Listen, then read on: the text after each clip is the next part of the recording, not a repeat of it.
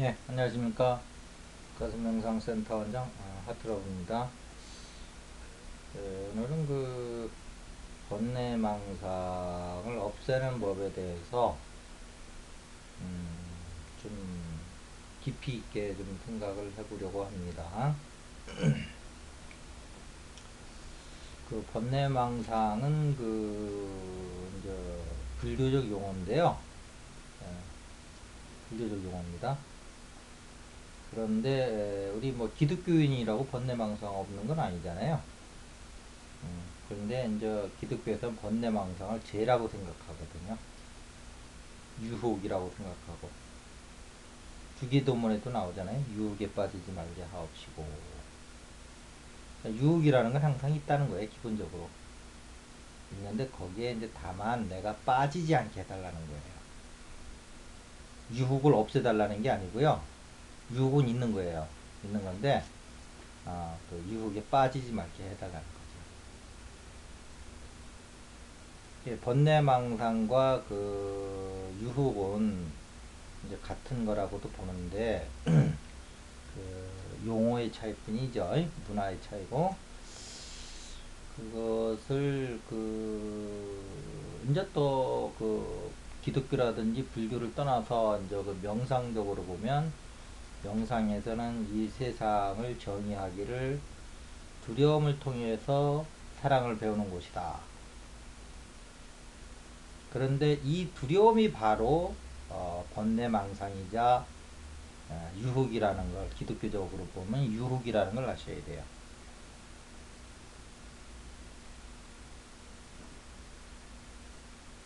그래서 이 세 가지 관점에서 우리가 이렇게 동시에 볼 수 있을 때 우리가 그 쉽게 얘기하면 우리가 이제 가고자 하는 건 아니잖아요. 번뇌망상과 두려움과 유혹이 이런 세 가지 측면, 같은 얼굴인데 세 가지 측면이 있다는 것을 여러분들이 아셔야 됩니다.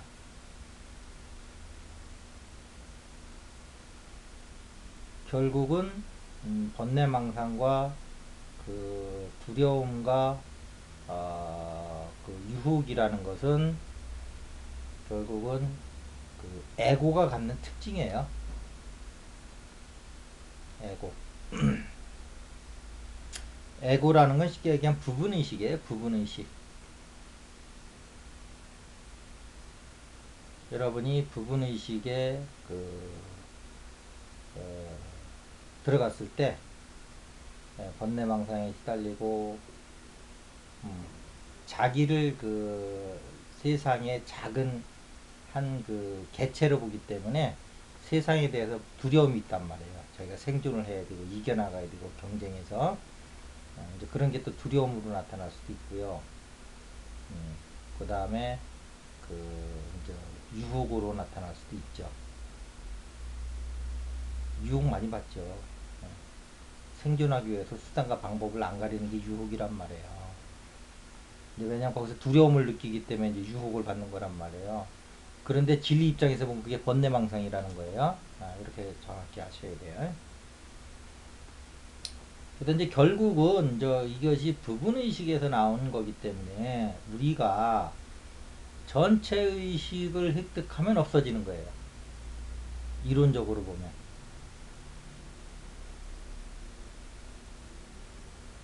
그런데 우리가 항상 전체 의식에 머물면은 그게 이제 깨달음이라고 그러는 거예요. 그게 기독교식으로 얘기하면 그게 하나님이고, 하나잖아요, 하나. 큰 하나라는 거예요. 모든 걸 다 포함한 하나. 그게 전체 의식이에요. 인격적으로 본 게 하나님이고, 어, 현상적으로 보면 그거를 전체 의식이라고 그러는 거고, 그걸 명상적으로 얘기하면 빛의 세계라고 그러는 거고, 현상으로 보면요. 그 빛으로 나타난단 말이에요. 그런데 이제 불교에서는 그 접근을 어떻게 하냐면,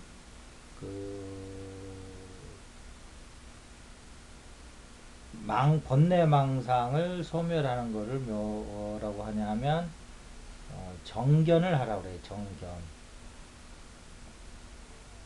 즉 번뇌망상이 생기는 거는 그, 그 정견이 안 되기 때문에 예, 그 생기는 것이다. 잘못 보기 때문에 생기는 그 오해라는 거예요. 그러면 정견은 뭐냐? 그럼 거꾸로 또 정견을 하게 되면 뭐냐? 이제 또 사성제니 뭐 여러 가지가 나오는데 저 인간이 고라는 거예요. 고진멸도. 아, 그리고 이제 원인을 보면은 이제 그 집성제에 보면 이제 그 가래라고 그래, 가래. 그런데 이런 것이 모든 것이 하나로 얘기하면 뭐냐? 예, 내가 있다는 편견에 사로잡힌 거예요.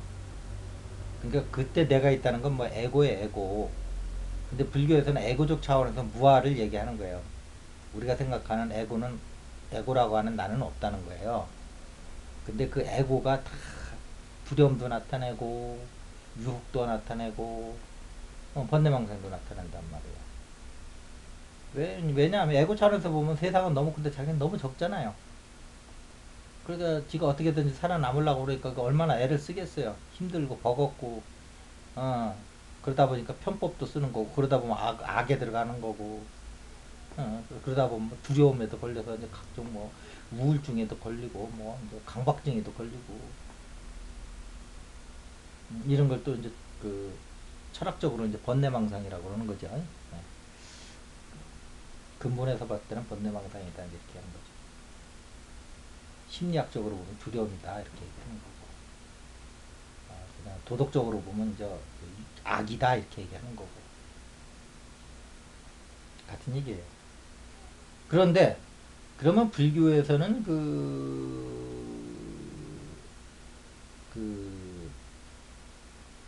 전체 의식을 뭐라고 얘기하느냐? 공이라고도 그러고요. 그 다음에 그 인격적으로는 그거를 상락 아정에서 다시 아가 또 나와요. 진짜 나가 있다는 거예요. 에고를 우리가 넘어섰을 때. 그거는 전체적인 나예요. 부분적인 나가 아니고. 음. 근데 그 안은 뭐냐? 불구부정, 더러운 것도 깨끗한 것도 없고, 부정불감, 느는 것도 없고, 줄은 것도 없고, 불생불명, 불멸, 생하는 것도 없고, 멸하는 거, 낳고 죽음이 없다, 이 말이에요. 그게 뭐예요? 전체의식이에요. 본성이고, 공이고, 똑같은 걸 이렇게 이제 표현을 달리 하는 거예요. 보는 각도에 따라서. 음. 그게 기독교식 그러면 하나님이에요. 물론 하나님을 불교에서는 제석천으로 보고, 그것도 이제 그 중생이라고 보지요. 그러나 우리가 의식이 깨어나면 그 공을 인격적으로 보면 하나님이라고 볼 수 있는 거예요. 뭐 볼 게 뭐가 있어요? 우리가 새로 정해서 보면 되는 거지. 개념이라는 걸 우리가 정하기 나름인데 우리가 깨어난 만큼 새로운 개념을 정해서 쓰면 되는 건데 그걸 옛날 사람이 쓰던 제석적 개념을 우리가 계속 하나님을 해석할 필요가 없단 말이죠. 공이 하나님이다 이 말이에요. 공은 묘용이 있잖아요. 묘용. 그 작용이 있단 말이에요. 묘한 작용이 없는 것 같으면서 그 하나님의 작용이라고 한들 뭐 잘못된 게 뭐가 있겠어요. 갓을 우리나라에 넘을 때 하나님이라고 해석을 했듯이 공을 하나님이라고 해석한데 뭐가 잘못된 게 있겠냐고요. 그래서 걔네들은 작용하는 하나님이라고 그러지만 우리 한국에서 하나님은 작용이 없는 하나님이다. 무의의 하나님이다. 그럼 우리나라 감성에 더 맞는 하나님이겠죠. 무국의 하나님이다 이렇게 하면 그냥 구약 성경에 막 그 이스라엘 반대되는 민족들을 막 그냥 막 전쟁을 일으키고 막 지게 하고 막 이런 편을 드니까 이제 그게 우리 정서에서 생각하는 하나님은 저런 하나님, 우리가 생각하는 하나님은 저런 하나님이 아닌데 이제 그래서 유대인들이 생각하는 하나님하고 이제 그런 문화적인 차이가 있어서 그런 거지. 아니 우리가 그 유대인들의 하나님 빌리지 말고 공을 하나님이라고 하자. 잘못된 거 없거든요. 제가 봤을 때 인격적으로 보는 거예요. 공을 현상적으로 보면 공이고. 자, 그런데 이제 그렇게 해서 이제 그 불교는 이제 번뇌망상을 정견을 통해서 이제 없애려고 그래요. 바른 견해. 근데 바른 견해라는 건 뭐냐면 에고가 없고 에고가 가래를 일으키는 거거든요. 그러다 이제 그 가래가 바로 번뇌망상이란 말이에요. 일으키는 주고. 그래서 이제 진화를 만나야 된다. 가가 아닌 에고는 가죠. 깨달음에도 공을 봤을 때 나타나는 전체적 큰 나, 전체적인 나, 하나의 나, 하나님의 나, 하나님의 나. 이렇게 할 때 또 인내천이라는 게 나오는 거예요. 내가 그 하나님을 증득하면 내 안에 하나님이 있는 거예요. 그 인내천이에요. 예수님도 이제 그런 경지에 들어와 있죠. 너희 안에 이제 신이 있다 이런 거잖아요. 천국이 너희 안에 있다 이런 거죠. 일체 유심주를 얘기하는 겁니다. 그게 유심주를 얘기하는. 음. 불교에서도 뭐 내 마음 안에 그 천국이 있다는 얘기에 대해서 반대할 사람 없을 거예요. 근데 그것이 이제 그 상이라는 거죠. 이런 거에서는 이제 좀 차이는 있어요.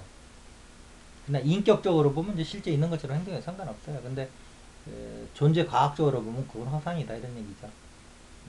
우리가 뭐 영화가 뭐 그 허상인지 모르고 가서 뭐 그 돈 내고서 어 그 그 영화를 보는 거 아니잖아요. 그런 거란 말이에요.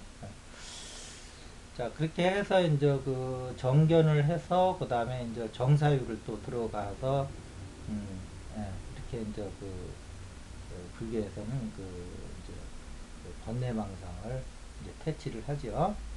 음, 그러면서 이제 번뇌망상이 없는 그 자리로 들어가기 위해서 이제 또 선정도 들어가지요. 그래서 일체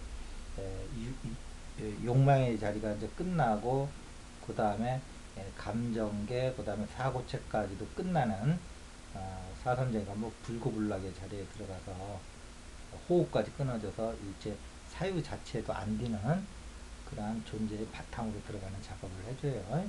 음.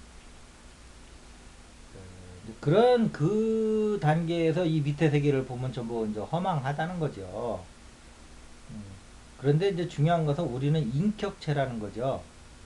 물론 우리를 감싸고 있는 오온의 그 색수상 행식은 공한 것이지만 어쨌든 우리는 거기에 기계적인 게 아니고 인격을 가진 아, 인격체라는데 이제 그 삶의 묘미가 있는 거잖아요. 지수화풍으로 만들어진 거 자동차도 지수화풍으로 만들어졌지만 인간하고는 다르잖아요. 그렇죠? 그래서 우리는 인격체라는 거예요. 그래서 우리 인격체는 그래서 불교는 상당히 인간을 해체적으로 봅니다. 이 인격체라고 보기보다는 우리를 지수화풍으로 봐요. 어, 그래서 뭐 실상을 본다고 그럴 때 우리는 커피를 먹으면서 이 부드러운 향기하면서 이렇게 그걸 온몸으로 느끼면서 그 아름다운 시간을 갖잖아요. 그런데 불교에서는 그걸 깨어 있어야 돼요. 그래서 그 따뜻함의 그, 그 저기 뭐야 지수 화풍에서 이제 화도 느껴야 되고요. 그 다음에 컵의 그 단단함도 느끼잖아요. 첩에 입술에 닿을 때 그 지도 느끼고 이렇게 해서 그거를 컵과 커피라고 하는 그 문화상품의 어떤 그 개념으로 보는 게 아니고요. 그것을 이루는 그 근본 그 지수화풍 이걸 나눠서 본다고요. 그러니까 거기에는 인격이 없는 거죠.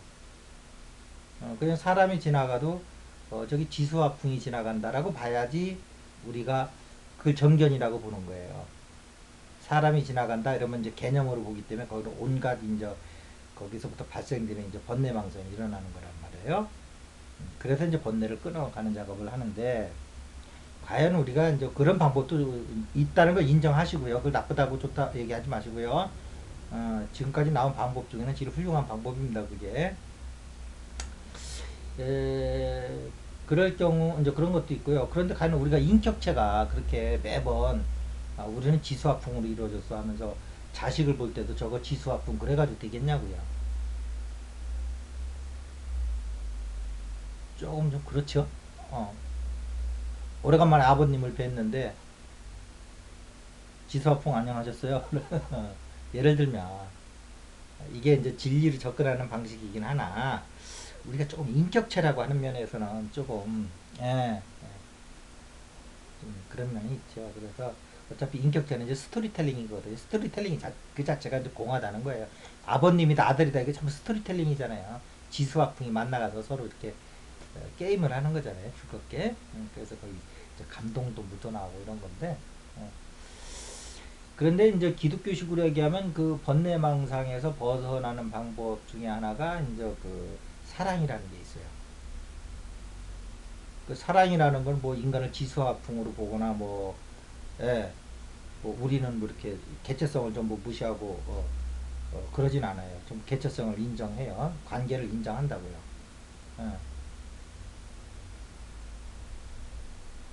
그런데 이제 그때 이제 그 우리가 그 일원성의 그 사랑을 가슴에서 획득을 하면 일체 번뇌망상이 안 들어가요. 그러면서 각 개인들을 인격체로서 이렇게 그 사랑으로 볼 수가 있어요.